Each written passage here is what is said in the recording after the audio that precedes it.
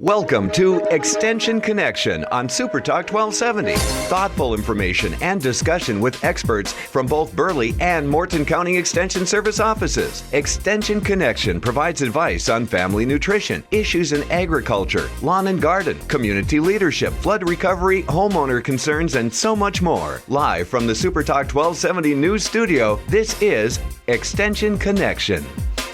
Good morning and welcome to the Extension Connection. I'm Peggy Netzer, Family Nutrition Program Agent with the Burleigh County Extension Office. Here with Amelia Dahl, our newish, you've been here about a month now. Yep. Our new 4-H Youth Development Agent, and we are talking about, what else? Halloween. Yes, it's only a few days away. So we, every year we talk about Halloween because it's an important reminder. We want to talk a little bit about safety, and I know that you pulled up some tips for being safe. So let's run through those quick. This is from the Centers for Disease Control and Prevention, and it's just some tips on Halloween health and safety. If you spell out, it spells out Safe Halloween, actually. So the first tip is on swords, knives. S. Yes. Safe. The S. Yes, safe. the S is in safe. Knives and other costume accessories should be soft, short, and flexible. So if you have any of those Grim Reapers roaming around out there. Or pirates. Pirates is a big Or popular chefs. one. Yep. All of those things. I can see why this is something to think about. I wouldn't have thought of this until you just said it, but if you're trick-or-treating and your kid trips, like my kid falls down all the time. Right. You want to make sure it's soft. Right. And kids when they're dressed up for Halloween at school, if they have a sword, what is the first thing they're going to do with it? Yeah, hit somebody. Right. And so you don't want to be liable. That's the first thing my kid would do. I think both of my boys would do that too. Yeah. Because I think it's just human instinct. Like, I was giving a weapon and I want to use it. Yeah. So any of those weapons or other accessories they have, make sure that they're soft, flexible, and short. Funny story. This weekend we were at a Halloween party and my son found a sword that was from someone's pirate costume. No idea whose costume it came from, but first thing he did is start shaking it around and poked my husband. Luckily, it was like foam, but so still, they followed yes. that S. He's not even 2, and he knows how to use it. See, so you got to be careful with that. Yeah. So A would be avoid trick-or-treating alone. Make sure you're with groups and with trusted adults, especially for those littler kids. You know, the older kids, don't send them out trick-or-treating alone. We all want to get candy, but Halloween is a time that we really need to be safe. It's getting dark pretty early now. Really early, like before we get home from work. I know, I'm not a fan of that. Not a fan of that at all. So make sure you're going in groups and with a trusted adult. Okay. That's A. So And then F for fasten. Fasten reflective tape to costume. Electric tape. Electric tape, not electric tape. That is not reflective. But reflective tape to costumes and bags, just so that those drivers out there can see kids a little better. All those kids are super excited to be running from house to house, and they can dart out very quickly. So having a lot of reflective tape on there. Both of my boys are robots this year, as requested by my 3-year-old. They both wanted to be blue robots, and my 10-month-old's too young to. Wants to do what his brother does. Right. Of course. And so part of their costumes are reflective and built into their costume. Good. So if you don't have a costume that has reflective in it, well, just put some reflective tape on their backs, on their bags, to make sure that other people can see them. And I think this is a good time to remind people that are driving around, there's going to be kids out on Friday, and so slow it down. Yes. Even if you think you're not in a real residential area, there's probably kids trick-or-treating everywhere, so slow it down. I know, Keep your eyes especially open. Going down South Washington, down in the Cathedral District, there are always a ton of kids down there. But like you said, no matter whether you think there's a lot of houses around that are going to have trick-or-treaters, there's always a possibility, and we don't want to have any accidents on Halloween. So, E. Examine. This is, make sure you're examining all your treats. For choking hazards, tampering with items before you eat them, and don't let your kids gorge out on all of that candy. I know my son, whenever we go trick-or-treating, I always have to put the trick-or-treating bag in the back of the car so that he doesn't eat it while you're driving. Yep. Made that mistake the first year, and he was so miserable. Mommy, my tummy hurts. So. Yeah. We went to the Zoo Boo on Saturday, and we only had like 10 pieces of candy in the bag because he's not 2 yet, so he's not real motivated to get candy yet. Right. And we put him back in the car, and he's in his car seat, and he goes, my bag. You don't need your bag till we get home. Turned out all he wanted from his bag was some temporary tattoos. So he's after the non-candy thing. He didn't want the candy anyway, but just to be safe, we didn't give it to him. Yeah, that's good. So with the examining food, make sure you're looking at the wrappers too. If it's not fully sealed, your kids aren't going to miss one piece of candy. Right. We always want to be safe when we're digesting anything that we get from people we may not know. Yeah, and the thing is, maybe the person who put that in their bag didn't tamper with it, but if it was open coming from the place where it was made and in the store and whatever, it could just be gross. Right. So, and you don't want to expose your kids to anything like that. So that All spells right. out safe. Safe. And now we're going to go on to Halloween. All right. The first H. one is H for hold. Oh. Hold a flashlight while trick-or-treating to help you see others and others see you. Along with this, always walk and don't run from house to house. And this is where it's nice to have that responsible adult with kids, because kids get Someone candy. can yell, slow down. Yep. Because the kids get candy and their next instinct is, oh my gosh, this person at this house just gave me candy. I'm going to run to the next one and get more candy. But having that flashlight is just another way to kind of go to reflective tape to make sure that your kids are easily seen. All right. Okay. Now, H, always test makeup in a small area first. And then make sure you're removing it before bedtime to prevent possible skin and eye irritation. Yeah. Because Halloween is on a Friday night, I think when Halloween falls on a Friday night or a Saturday night, we tend to stay out longer. And kids, if they've had any candy, tend to have a sugar crash. Yep. And so our instinct is don't wake a sleeping child, put them to sleep, put them into bed. A lot of times wearing their Wash the costume. sheets tomorrow. Right. Yeah. But that could really cause a lot of skin irritation, eye irritation. And costumes aren't necessarily the best sleepwear. Right. So remove those costumes, remove that makeup. Chances are your kid probably won't even fully wake up and then fall back asleep. Yeah.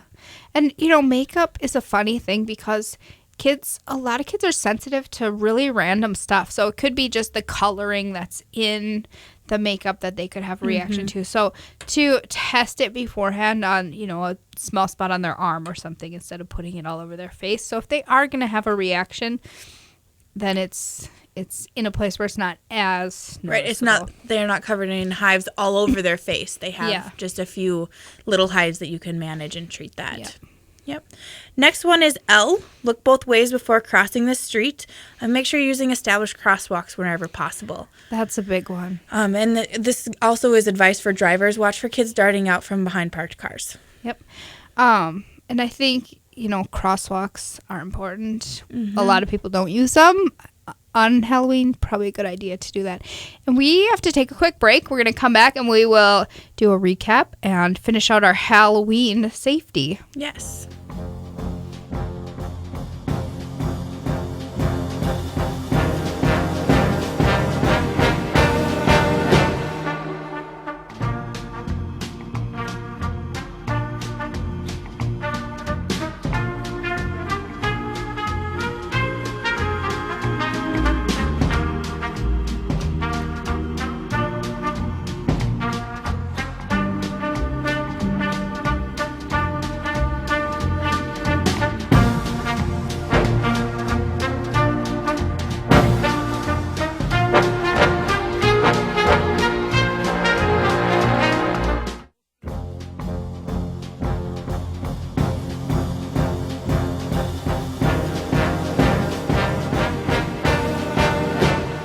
Good morning and welcome back to the Extension Connection. I'm Peggy Netzer, Family Nutrition Program Agent. I forgot for a second who I was.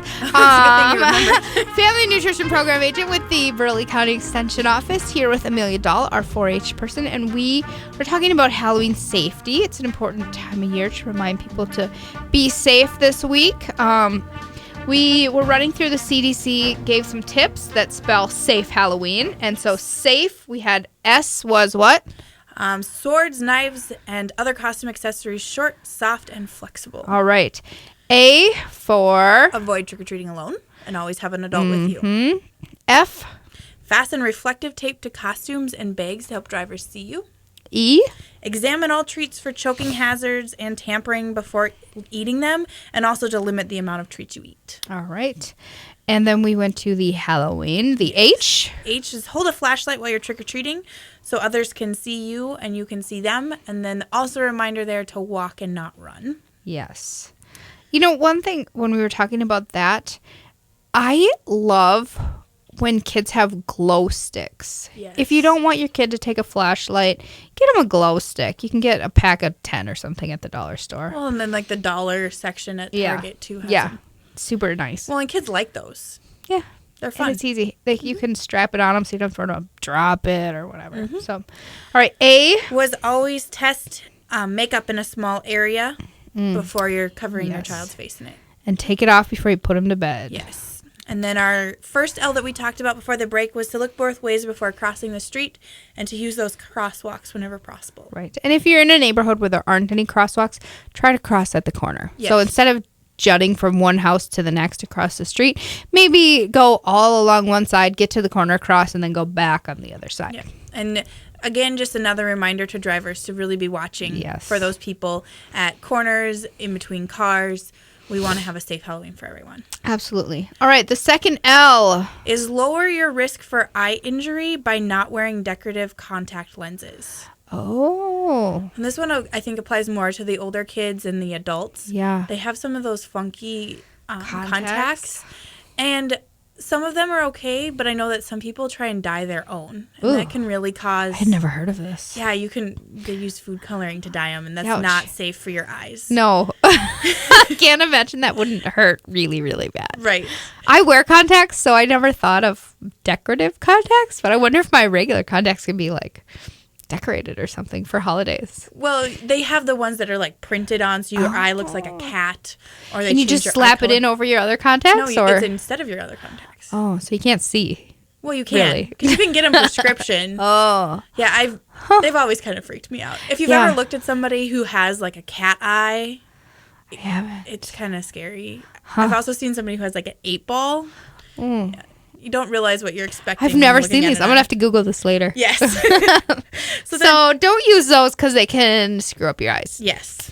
All right. Oh. Only walk on sidewalks whenever possible. And if there isn't a sidewalk, walk on the far edge of the road facing traffic. Yes. So if your traffic's headed north, you want to be walking south on that side of the road. There are actually a lot of areas in town where there aren't good sidewalks, unfortunately. And so, yeah, that's something I learned as a kid is that you walk against the traffic. Yep. Because you're much more likely to see something. And, think about costumes. If we're putting tape on our kids, we're putting it on the front. We don't always think about taping up the back of them, or the flashlight is out front, it's not behind. And so you're much more likely to see that as a driver if you're coming upon them facing you than Right. behind. So And that's I think a good one. With this one, when you're walking on the sidewalks, watch for those cracks in the sidewalks. Yes. We live in North Dakota, and I don't think it ever fails that the steam heaves and the frost heaves Something happens. causes those sidewalks to be There's all sorts of bumps. wonky. Uh-huh. And a lot of times kids are wearing shoes. There's going to be a lot of Elsas walking around this year. Fancy shoes. And they want to be wearing fancy shoes that they're not necessarily used to walking in. So Right. watch out for those sidewalks. Good one. W. I guess this goes right into those shoes. Wear well-fitting masks, costumes, and shoes to avoid blocked vision, trips, and falls. I had to trim my pants on Saturday night because they were kind of long. I wore them a few years ago and I had different shoes on than I wore this time, and they were kind of long, so I had to trim my pants so that I wouldn't trip. Yep, and do that for your kids too.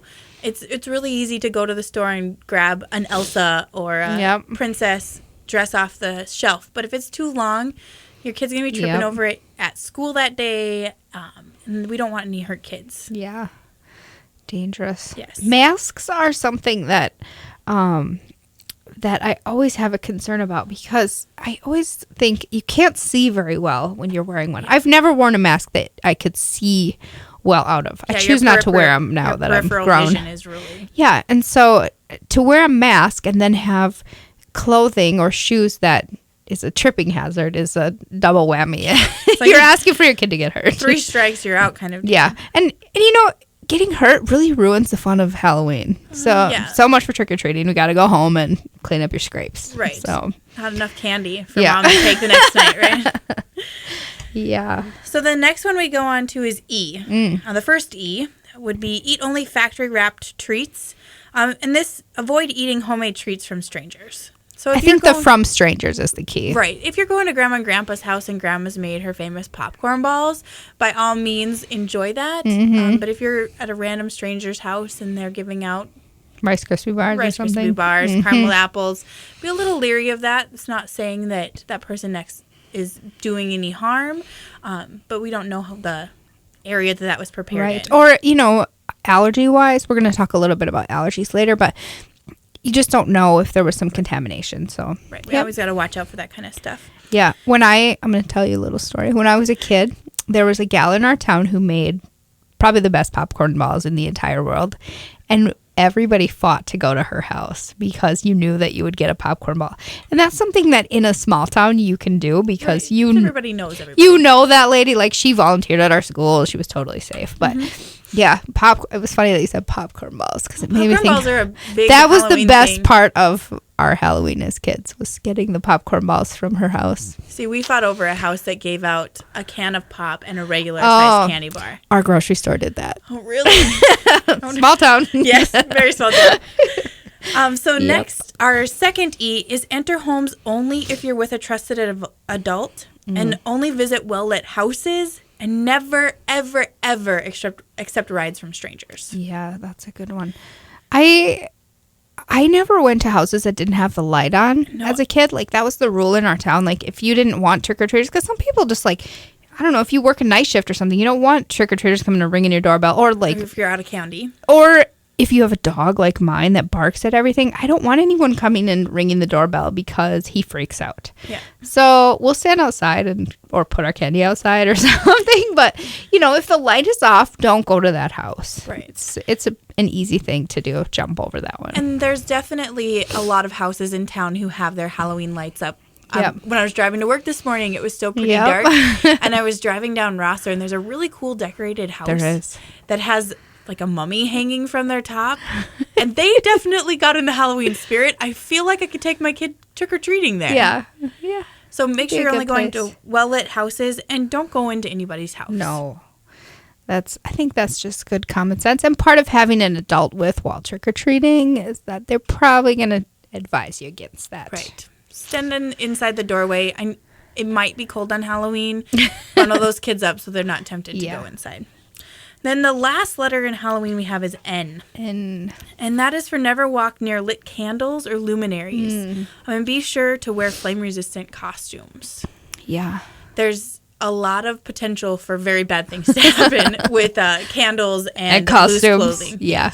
Capes and stuff. Yeah. Well, and there's accessories that kids aren't used to wearing. Right. I mean, it's not every day that your child wears a princess dress or a cape. Yeah. And, you know, you're just not, it's fun when you have those things on to swirl them around or whatever. Yep. So if you have a jack-o'-lantern lit on your porch, maybe consider using one of the non-flame ones. Yeah. So that's our safe Halloween advice from the CDC. Okay. They also have a... All right. We're going to take a quick break, and then we're going to come back and talk about the other things to think about for Halloween. Yeah.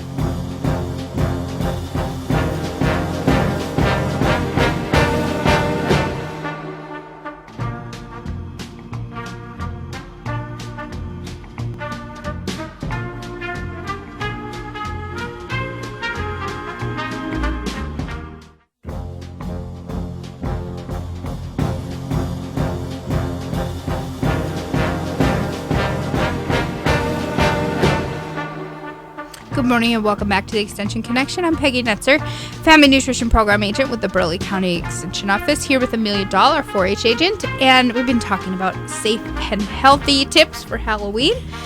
And we had gone through our Safe Halloween, the acronym from the CDC, which was a really good list about keeping kids safe. And then we have a couple of other things. So do you want to read through that? Yeah, just some tips to follow to help make festivities fun and safe for everyone. Whether you're having a Halloween party or getting some trick-or-treaters coming to your house, provide healthier treats for trick-or-treaters, such as low-calorie treats and drinks. And if you're having a party, offer a variety of fruits, vegetables, and cheeses. I know Halloween is a lot about candy, and we're going to talk about some healthy alternatives in a minute.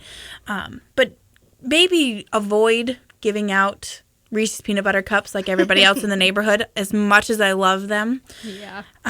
If you're doing party games or trick-or-treat time, it's an opportunity to give your kids that daily dose of the 60 minutes of physical activity. Yeah.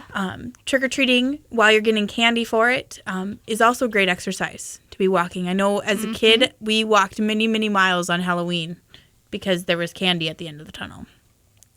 Another one is be sure your walking areas and stairs are well lit and free of obstacles that could result in falls.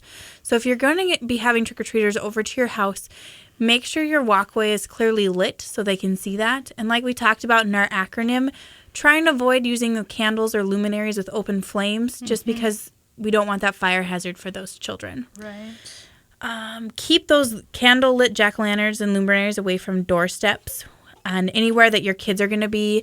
Place them on sturdy tables and keep them out of reach of pets and small children. And I think with Halloween, we talk a lot about children's safety. And Peggy, you had kind of mentioned that your dog kind of freaks out when kids come to the door. We also need to remember Just pets. gets really excited. Oh, gets really excited. Yeah. And he's big, so he kind of freaks out other people. Yeah, scary for others, yeah. But think about those pets, too. I know sometimes I've seen families out with their dogs.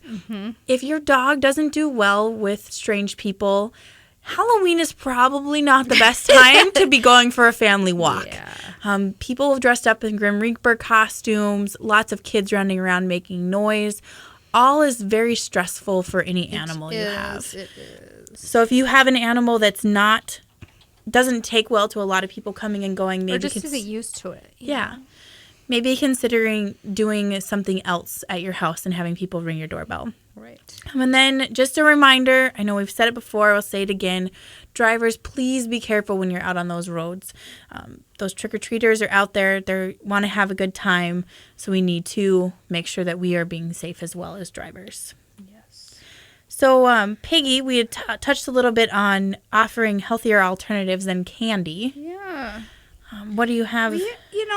We talk about this every year, so maybe you have some new ideas too. But one thing that's kind of new-ish this year is the Teal Pumpkin Project. Yes. So, I think it's a very cool. yeah, there are a lot of kids who have allergies to certain things. And so Teal Pumpkin Project kind of said, let's recognize this and offer an alternative. So basically what it is giving candy or treats or prizes, whatever you want to call it, that are different. So things that don't have nuts or eggs or wheat or anything else. So Those common allergens. yeah, all the common allergens. And so it's things that we have been promoting for years, and so I'm happy to see it. 1 year, this baby is crying. We have the baby here. She's crying. It's not Amelia crying. I am not crying. And so 1 year at my house, actually, before even thinking about allergens, so this is not allergy friendly, but we gave granola bars instead because we were just lazy and we forgot to buy candy and we had a bunch of granola bars. But we gave granola bars and the kids loved it. Like, they were so excited because we had a bunch of different kinds. They got to pick their kind of granola bar, protein bar, whatever. So, so there are healthier options. So first, we can talk about health and then we can talk about the allergy part of it. So health-wise, there are healthier options. And not just for trick-or-treating, but if your kids are going to a party and you need to bring a treat, or you're going to a party and you are bringing something for the potluck, think about healthier options. I was at a party this weekend and they had a brain. Was it a cheese ball? It was carved out of half a watermelon. Oh, that's creative. They left part of the white on the outside, so it was white on the outside and then the red of the watermelon on the inside, and it looked like a brain on the plate. Very cool, super healthy. So there are some fun things you can do. You can, with some kids a few years ago, preschoolers, we did jack-o'-lanterns out of little tiny oranges. So clementines, we just colored the faces on them. It's fun. It's easy. I had a friend who did a zombie foot, and it was actually meatloaf. And then the ketchup or the red sauce you put on it, she put on that stump. So it looked like you had a foot on your plate. Ew. Yeah, it was really gross, very realistic looking. And But she said Halloween-y. her kids had a great time, and that's maybe a good supper to have before you go out trick-or-treating, just so they're not consuming a ton of candy. And you can make it fun. You can make spaghetti and the noodles are something gross or whatever. Or you take the hot dogs and you put the spaghetti in it and it looks like a spider. Yeah, there's lots of fun things you can do. And I'm going to put a plug for Pinterest here because there's tons of good ideas on Pinterest for that kind of thing. But one thing we didn't talk about with the Safe Halloween is that you should feed your kids a nutritious dinner before you go trick-or-treating. Because if they're hungry, it's just like if we go grocery shopping hungry, you are more likely to buy junk. Yep. So if your kids are hungry when they're trick-or-treating, they're more likely to want to eat the junk. And you're going to be saying, no, not now. No, not now. No, not now. Take 20 minutes, have a quick... Feed them something. Lunch or supper. String cheese. You can draw a little face on the string cheese package, and it looks like a ghost. Yeah. There's really easy things. So you can do a theme if you want, or just give them a string cheese and an orange and... call it good. Here's a sandwich. Eat. Let's go get some candy. Exactly. So there are a lot of options. Things that people might not think of giving, like quarters. We had a few houses in my hometown that would give away money. Yeah. And if you were there early enough, you actually got the dollar bills. Oh, nice. Yes, kids love to get money. Yeah, kids love money. So even if it's just a quarter, if you think about it, the amount you're spending on candy... You're probably spending a quarter of candy anyway, per you're kid. Getting the good stuff. Yeah. So there's easy things like that. The dollar store, like I said before, has glow sticks, glow bracelets, glow things there that you can give away. So it's sort of a win-win because you're giving kids something fun that they like, a glow bracelet or whatever. They're going to put it on. They're going to be more visible. So the kids are benefiting, you're benefiting. As well as those kids who may have severe allergies. I know I was reading an article about the Teal Pumpkin Project that you'd mentioned, and they brought up a very good point. We may have candy in our bucket that doesn't directly contain, say, peanuts. Peanuts are a big one. Yep. But the miniature candies are actually processed in a different plant than the regular size candy. So if, like, dots are a nut-free thing, they're processed in a different plant when they're packaged in the little boxes. So we really got to kind of keep that in mind. And if you do have treats, like the glow sticks for kids who can't have candy, keep them in a separate bowl because you may not think about it, but there are kids that have very severe allergies that even just touching something that has peanut on it could cause an issue. Yep. Glow sticks are great, and they're cheap in the dollar section or the dollar store. So Jim, our radio guy, gave away $50 one year. So you're going to maybe he can give us his address. Yeah. We can send all the Bismarck kids to your place, Jim. He's shaking his head no. So another thing my kid would love to get, bubbles. Oh my gosh, my kid would too. Whether I want him to have any more bubbles in my house, I don't know. But I think he would probably stop trick-or-treating and want to blow bubbles. I don't know about yours. Yeah, he probably would. Kids love bubbles. I mean, they're cheap. It's pretty fun. And so bubbles are an easy thing. All the stuff that we're gonna talk about, the non-food things, are really, really inexpensive. Pencils, you can get, I was at the dollar store the other day, 12 pencils for $1. Do you remember, did you ever have a pencil collection? I used to collect pencils when I was little. I think every kid does. Add to their pencil collection. Yeah. Erasers or pencil toppers. Oh, that's a good one. Also fun. So if they already have pencils, they can just top it off. Well, and that's good for older kids too. I was at BHS doing some presentations and I had a few prizes, and I had erasers to give away. I had erasers and highlighters, and I thought the highlighters for sure would go fast. Nope, my erasers were gone by lunchtime. Yeah. So we need to take another quick break, but we'll come back and talk some more about our non-food treats.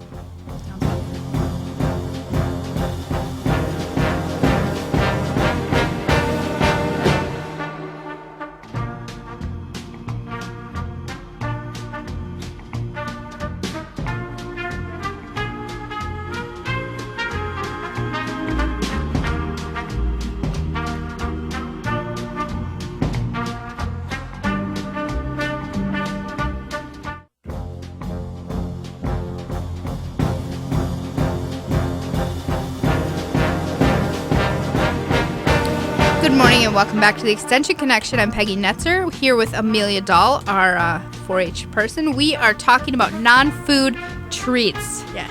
And we talked a little bit about glow sticks, bracelets, necklaces, pencils, pencil toppers, erasers, bubbles, those kinds of things. Money. Jim told us he gave $50. Yes. Yeah. I know my son would be super excited, even for a dime. I think that kid, monetary values don't mean to a 3-year-old much, but he has something. I think he'd probably be more excited to get that than some candy. Mine too.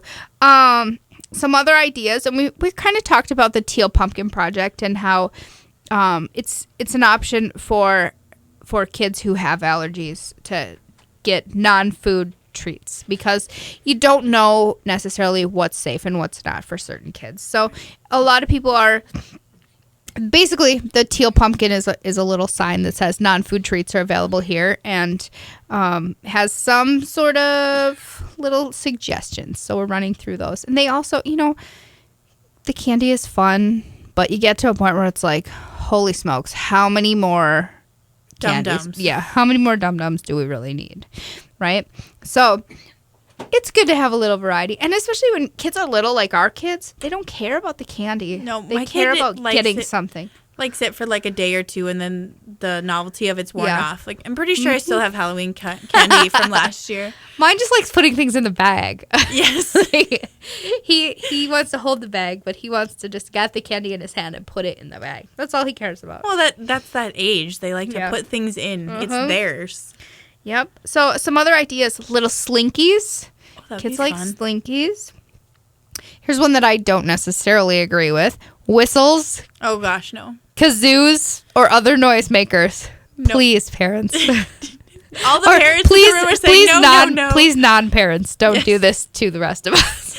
One of our It's the grandparents, isn't it? it They get the is. noisy thing. one of our office, the ladies that works in our office, they went to an event and her son got a whistle. Yes. And every now and again he'll like put it up to his mouth and give his mom this look, and she shakes her head and tells him no. Uh-huh. I think whistles, while they're fun in small doses, living with a child with a whistle Yeah. is not a fun experience. No, not at all.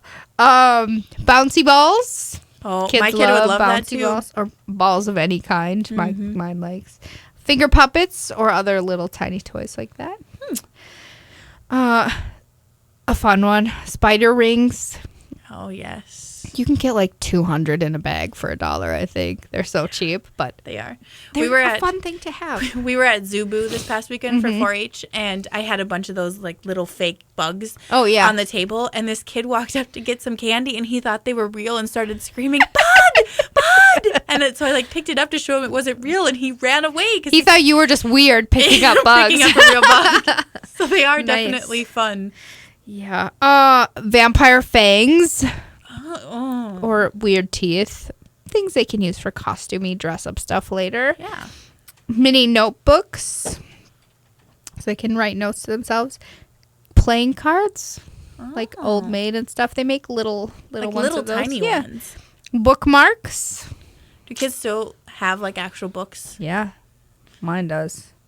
Mine A does, lot too. of them. Yes. We don't need bookmarks though yet. Like my kids aren't quite to the stage. That You need to Sorry, mark we your cannot page. finish Cat in the Hat tonight. We're gonna Yeah. need to mark this. Stickers. Oh, that's another That's what my kid was all about at the zoo. He wanted the stickers and stencils. And tattoos. And right? tattoos. Tattoos, yes. So those are some really good non-food treats. If you want to still give treats or something food, there are other options. Like I said, oranges or string cheese that you have drawn on, they're still safe for kids. Granola bars. Granola bars. Yep. So things like that are easy. Well, like fruit snacks. I know Yep. my son really likes fruit snacks. And yeah, there is some sugar in those, but a little It's better a little than, less. Yep. than some gummy a little bit bears. better. So before we go, we're almost done. We want to talk about not just trick-or-treating, but what else can you do? If you have kids and you're not really in the mood to go trick-or-treating, or because it's really cold out, what are some other options than walking around your neighborhood freezing? Right.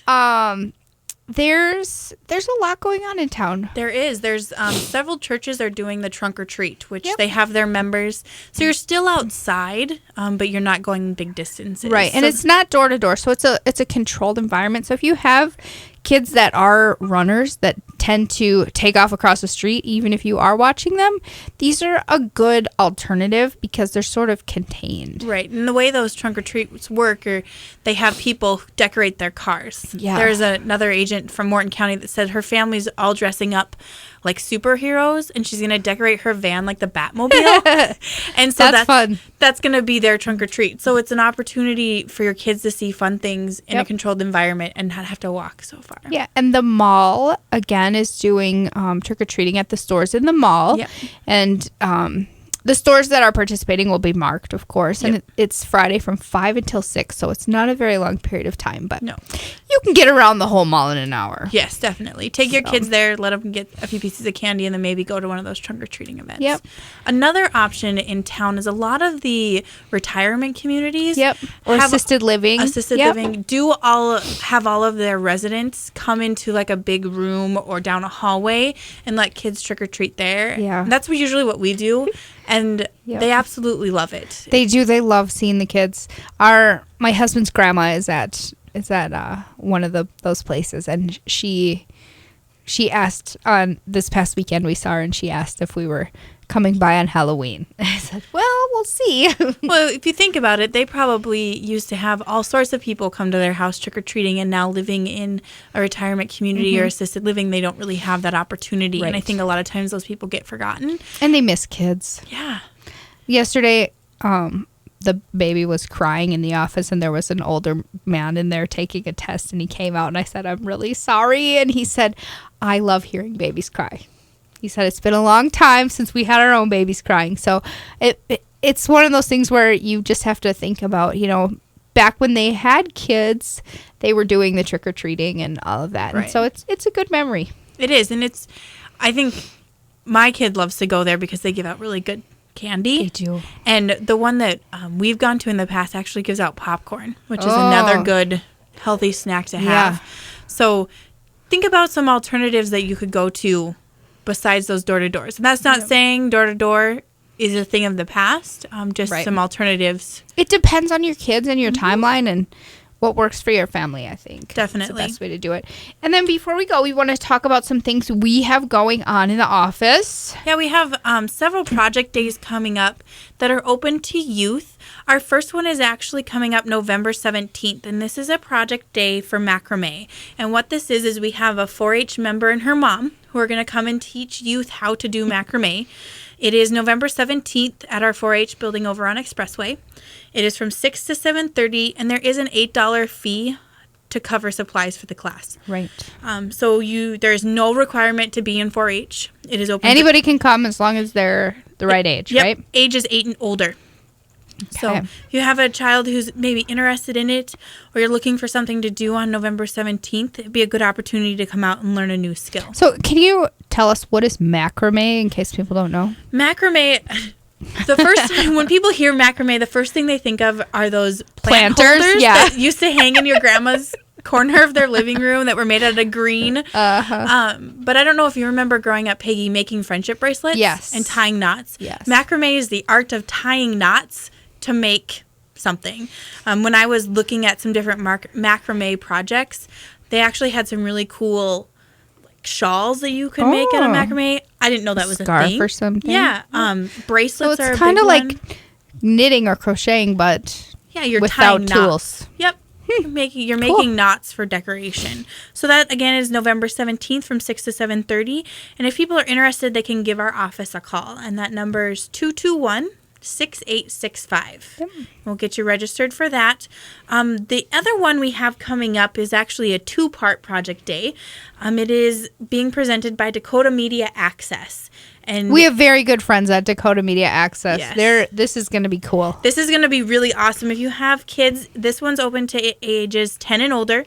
Again, no requirement to be a 4-H member. But the first session, Dakota Media Access is going to come in and show us how to use their equipment.